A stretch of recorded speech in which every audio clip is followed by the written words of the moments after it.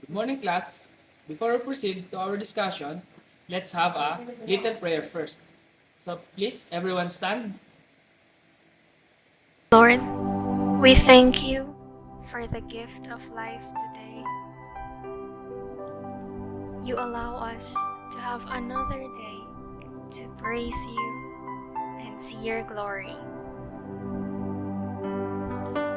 Thank you for the love and protection, especially this time of pandemic. Bless us, Father, with your wisdom as we begin our class. Help us to focus our hearts and minds on what we are about to learn. Inspire us by your Holy Spirit as we think and listen.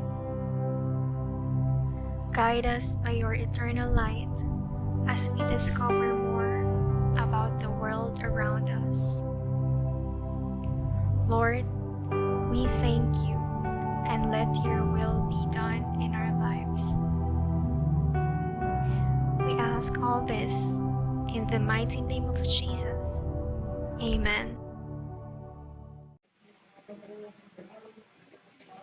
So, good morning, class. So, before you take your seat, kindly pick up the piece of papers under tables and arrange your chairs properly. Okay, so let's check our attendance. Miss Secretary, is there any absent? So, very good. So, last meeting, we discussed about the history of electricity. So, I know that you really understand it very well. So, now, we are going to proceed to our next topic. But before that, uh, let's have activity first. So, this activity is named arrangement. So, let me explain the instructions. So, I will be flashing three pictures with jumbled letters in it. So, all you have to do is arrange the words correctly. So, do you understand, class? Okay, very good. Now, let us start. Okay, class, what do you think is this picture? Yes, Mr. Lumapas. Okay, very good. This is solar. Okay, next. Mr. Katakis, what do you think is this picture? Very good. This is what we call friction. At the end of the lesson, the student should be able to determine the different types of sources of electricity, participate actively in class discussion and activities, and lastly, perform differentiated activities in regards to the sources of electricity. So that is our objectives for our lesson for today. Okay, class. So our topic for today is all about sources of electricity. Now, class, who among you have an idea about our topic for today? So anyone who have an idea, can you please raise your hand, Mr. Alulod? Okay, very good. So that is correct. So we know that our ancestors lived without electricity, but in the present time, electricity is very important to our daily living because electricity make our lives easier, right, class? Okay. So for today, we will discuss the different types of sources of electricity. So class, I will inform you that we will discuss also a bit of science involved to it. Might a little bit tricky, so lend your ears and eyes on me. So the source of electricity. So the first one is the friction. So it is a static electricity which is generated by rubbing two materials. Second one is chemical action. So it is a great deal of the world's electricity produced by batteries. So these devices generate a different potential means of chemical action.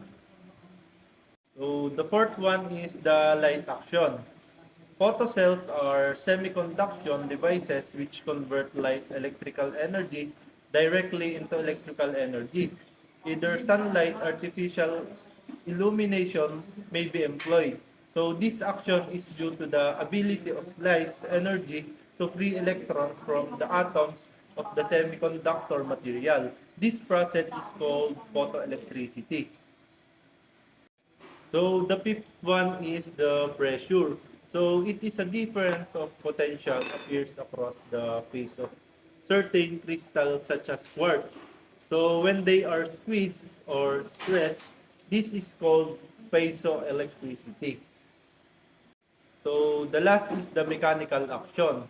So all electricity in large useful amount is a present produced by rotating machines working with the use of magnets. So these machines, known as generator, are turned by water, power, gas engines or steam engines, and sometimes by electric motor. So there are many different types of mechanical power plants to produce electrical energy. So the first one is the hydropower. Hydropower is an energy obtained from flowing water. Energy in water can be harnessed and used in the foot motive energy or temperature differences. The most common application is the dam. So the second type of mechanical energy is nuclear power. So nuclear power is the method in which steam is produced by heating water through a process and called nuclear fission. So the third one is the solar power. Solar power is power derived from the energy of the sun.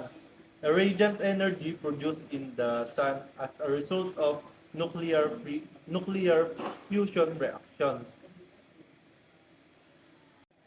The fourth one is wind power. Wind power is the kinetic energy of wind or the extraction of this energy by wind turbines. Windmill machine converts wind into useful energy. So the fifth one is the fossil fuel power plant, also known as steam electric power plant in the US. Thermal power plant in Asia or power station in UK. So the most common source of energy is fossil fuel. Fossil fuels include coal, oil, and natural gas. Fossil fuel is formed from the remains of plants and animals which lived thousands of years ago. So the burning of those fossil fuel provides energy which can be used to generate electricity. So the sixth one is the geothermal power plant. Comes from heat energy buried beneath the surface of the earth. So in some areas of the country, enough heat rises close to the surface of the earth to heat underground water into steam which can be tapped for us in steam turbine plants. Since you don't have any question, kindly complete the sentence. I have learned that. Yes, Mr. Aguba. Okay, thank you. It seems that you really understand our topic. I prepare a group activity. We are going to have a by group quiz B. I am going to group you into 4 groups and then you have to answer my question correctly. This is the direction. The question will be read twice and you need to raise your answer after you hear the word time is up. You only have 5 seconds for each question. For our quiz B, the winner is the group 1. Give 5 class for the group 1. 1, 2, 3, 4, 5. Okay class, for our final evaluation, prepare 1 sheet of paper and we are going to have a graded exam based on our discussion. Are you done, class? Okay, time is up. Pass your paper forward. That's all for today. Please stand, everyone. Praise be Jesus Christ. Okay, class, dismiss.